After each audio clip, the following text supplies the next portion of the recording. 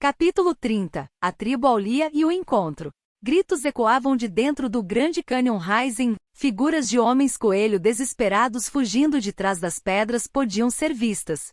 Se você olhasse ao redor poderia ver 20 homens-coelho escondidos atrás das pedras.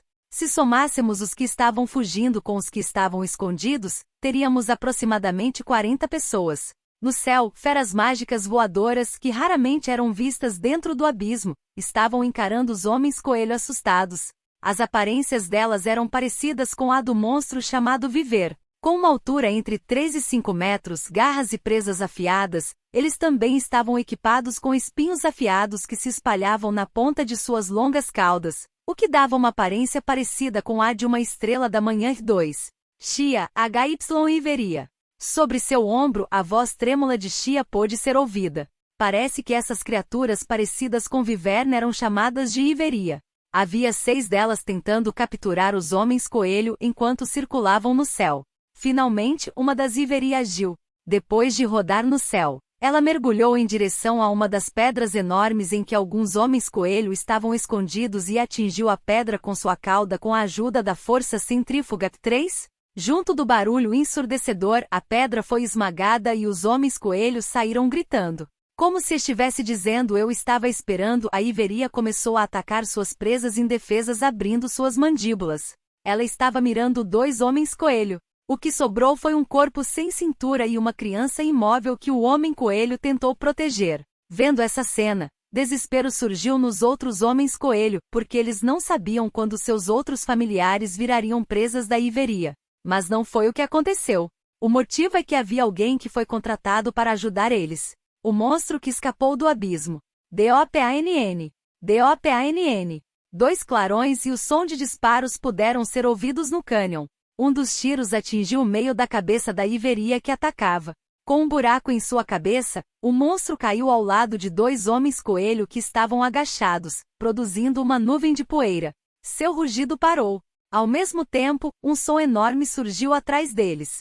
Sem tempo para surpresas, a tribo dos homens-coelho se virou. Eles viram uma das Iverias sem um dos braços com sangue esguichando enquanto ela se contorcia de dor. Logo, alguns dos homens-coelho perderam as forças em suas pernas.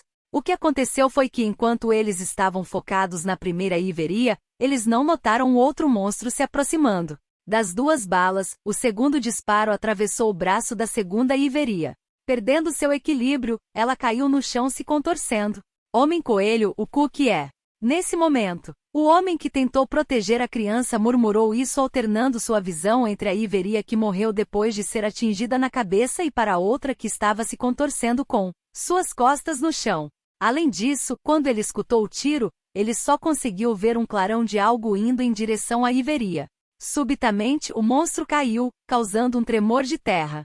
Quando esse tremor parou, a fera já estava morta. Vendo suas companheiras sendo mortas, as outras Iverias no céu rugiram de raiva ao mesmo tempo. Quanto aos homens-coelho que estavam se escondendo, eles podiam ouvir um som que nunca escutaram antes devido às suas excelentes audições. Um som estridente de ki-i-i, que era parecido com um jato. Desta vez, outro som apareceu e eles viraram seus olhos para a fonte. O que eles viram foi um veículo negro chegando em alta velocidade de onde 3 figuras podiam ser vistas. Desses 3, uma delas era alguém que eles conheciam muito bem. De manhã, ela repentinamente desapareceu e ela era a garota que eles estavam procurando. Ela se sentiu culpada por sua tribo estar na situação atual e tentou disfarçar isso com sua alegria, mas a expressão dela não escondia sua angústia. Pensando em coisas imprudentes, enquanto eles se preocupavam, ela sumiu de repente. Ao mesmo tempo, com muito cuidado, os Aulia tentaram procurar por ela. No entanto, eles pensaram que seriam aniquilados antes de encontrarem ela. Da garota que estava acenando para eles daquele veículo negro, a alegria podia ser vista em seu rosto. E a tribo dos homens-coelho olhou para a expressão dela como se eles não acreditassem no que viam. Chia, todo-os, eu encontrei ajuda. Quando eles escutaram a voz dela, eles finalmente acreditaram que era real, então todos os homens-coelho gritaram o nome dela. Homens-coelho, Chia. Hajime fez uma expressão irritada enquanto dirigia a moto mágica em alta velocidade. Depois de confirmar a segurança de sua família, Chia se levantou no veículo enquanto acenava feliz. Mesmo que isso não fosse um problema e ela não fosse cair da moto se movendo em alta velocidade. Shia inclinou seu corpo em direção a Hajime e suas armas letais gigantes pularam para cima e para baixo, atingindo a cabeça dele. Como a mira dele foi alterada com esse movimento, a segunda Iveria não foi morta. Hajime agarrou as roupas de Shia que estava pulando para cima e para baixo com Epeu-Kopioku para parar ela. Shia tentou questioná-lo, mas mesmo ela não conseguindo ver o rosto de Hajime, como ela notou a mudança no ar, ela timidamente perguntou. Shia, Hajime-san? O que aconteceu? Por que você agarrou minhas roupas? Hajime, como você está tão animada assim para me atrapalhar, eu pensei em te dar um trabalho. Shia, trabalho. O que eu devo fazer? Hajime, é fácil, apenas apareça na frente dessas feras mágicas famintas. Fácil não? Shia, o que você está? Não me erga ai, não me balanceie. Shia, que estava se debatendo com uma expressão nervosa, foi facilmente levantada por Hajime, que tinha mais de 10.000 pontos de força. Hajime, que estava dirigindo o veículo de 2 rodas com uma mão, começou a derrapar e com uma expressão que dizia que não havia necessidade de falar, jogou Shia para o céu com a ajuda da força centrífuga. Hajime, vá. Fale em forma de coelho. Shia, ia. A garota com orelhas de coelho voou no céu em alta velocidade. Os gritos de Shia ecoaram no cânion. A tribo dos homens coelho gritou Shia, e observou esse espetáculo inacreditável com olhos esbugalhados pela surpresa. As Iverias também rugiram enquanto tentavam capturar a presa que estava indo na direção deles, mas Shia, que ficou congelada ao encarar o céu, apenas voou diante dos olhos dos monstros. Dessa forma, Hajime não desperdiçou essa oportunidade. As Iverias que estavam voando se tornaram alvos fáceis.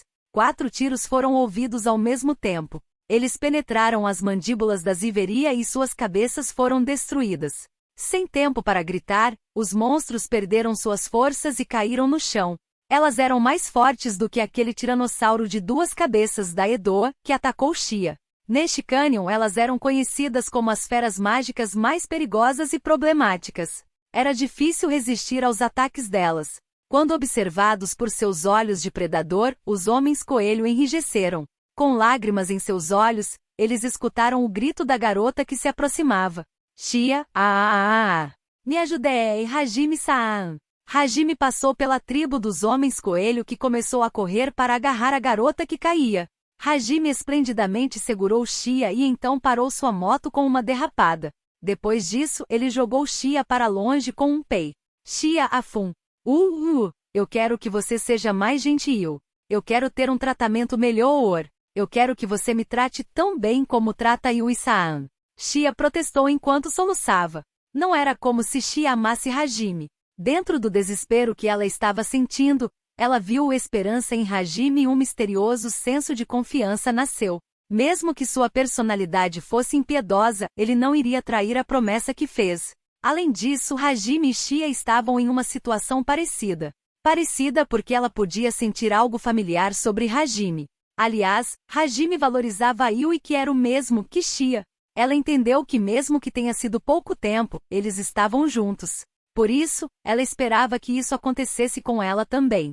Com o impacto de ser segurada e jogada no chão, suas roupas rasgadas ficaram ainda mais desorganizadas. Adicione a isso o choro dela enquanto ela chutava o chão, a aparência de Shia era mesmo lamentável. Como imaginei, isso foi exagerado. Quando ele pensou nisso, Hajime tirou seu casaco de sua caixa do tesouro e o colocou na cabeça de Shia. Eu não quero me envolver além disso, ele pensou sem nenhum remorso. Contudo, mesmo com isso, Shia estava feliz. De repente algo foi posto em sua cabeça e quando ela viu o que era, ela viu o casaco de Hajime e começou a rir. Ela imediatamente o vestiu. Era o mesmo casaco branco com tons azuis de Yui. Aquele que Yui tinha feito para Hajime para que eles ficassem com uma aparência parecida. Shia, Momo. Hajime-san não é honesto, Urin. Isso é parecido com as roupas de Yui. F.O. foi pelo meu encanto de mulher. Isso é ruim, sabia, Aya? Eu não sou tão fácil assim, sabia? Por favor, seja mais carinhoso ou... Shia disse isso enquanto segurava a bainha do casado com um olhar contente. E isso deixou Hajime irritado mais uma vez. Ele silenciosamente pegou o Donner, mirou em Shia e então atirou. Shia aqui A bala que foi disparada era uma bala não letal revestida com o couro parecido com borracha de uma fera mágica. Assim, devido a seu poder de fogo, Xia pulou e caiu no chão rolando ao redor pela dor. Ela gritou, minha cabeça! Ah! Minha cabeça! Ah! Mas, como esperado de sua resistência, ela imediatamente se levantou. Para essa Xia, a tribo dos Homens-Coelho começou a se reunir ao redor dela para tratá-la. Homem-Coelho, Xia. Você está bem. Xia, pai. Aquele que chamou ela era um homem com orelhas de coelho de meia-idade com cabelo azul escuro. Estava evidente quem esse homem velho com orelhas de coelho era. Este espetáculo deu um sentimento surreal para ele. Logo após isso, Xia e seu pai começaram a falar com os outros homens coelhos sobre o que aconteceu. Depois de garantir a segurança de todos, eles olharam para Hajime. Pai da Xia, está tudo bem chamá-lo de Hajime dono. 4. Eu sou Kan, o pai de Xia e também sou o chefe da tribo Aulia. Eu não posso agradecê-lo bastante por ajudar Xia e nossa tribo nesta crise, nos ajudando até a escapar. Como pai e como chefe, eu desejo expressar a minha gratidão. Kan, que se apresentou como o chefe dos Aulia, imediatamente se curvou para ele. Atrás dele, os outros Aulia fizeram o mesmo. Hajime bem, por favor, levantem suas cabeças. Mas quando isso estiver acabado, vocês serão nossos guias no mar de árvore. Não se esqueça disso, entendeu? A propósito, vocês não estão confiando em nós muito facilmente? Mesmo demi-humanos e humanos não tendo uma boa relação. Ignorando a existência de Xia neste mundo, os demi-humanos sofriam discriminação. Na verdade, eles foram cercados neste lugar por humanos. Mesmo assim, eles se curvaram para Hajime, que claramente era um humano, e aceitaram a ajuda dele. Mesmo que fosse a única opção que eles tinham, não foi fácil demais? Hajime começou a duvidar deles enquanto escondia sua repulsa. Assim, Kan respondeu com um sorriso irônico. Kan, você tem a confiança de Xia. Por associação, nós confiamos em você também. É porque nós somos uma família. Ouvindo essa resposta, Hajime estava meio impressionado e meio admirado.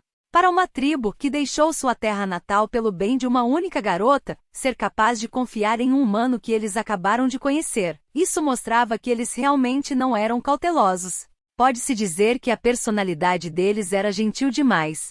Xia, está tudo bem, pai. Mesmo que Hajime não tenha piedade até mesmo com mulheres, haja sem a menor preocupação com os outros. Seja tão cruel que ele facilmente usa outros como distração. Ele irá proteger a nossa promessa. Ele não é uma escória que vai esmagar a esperança dos outros. Ele vai nos proteger com certeza. Kan, Então é isto. Em outras palavras, uma pessoa tímida, se é assim, eu acredito nele. Ouvindo Xia e Kan, os outros membros da tribo também disseram entendi, um garoto tímido, enquanto olhavam para Hajime com afeto em seus olhos e concordavam com suas cabeças. Hajime, com uma veia aparecendo em sua cabeça, começou a puxar Donner, mas ele sofreu uma emboscada.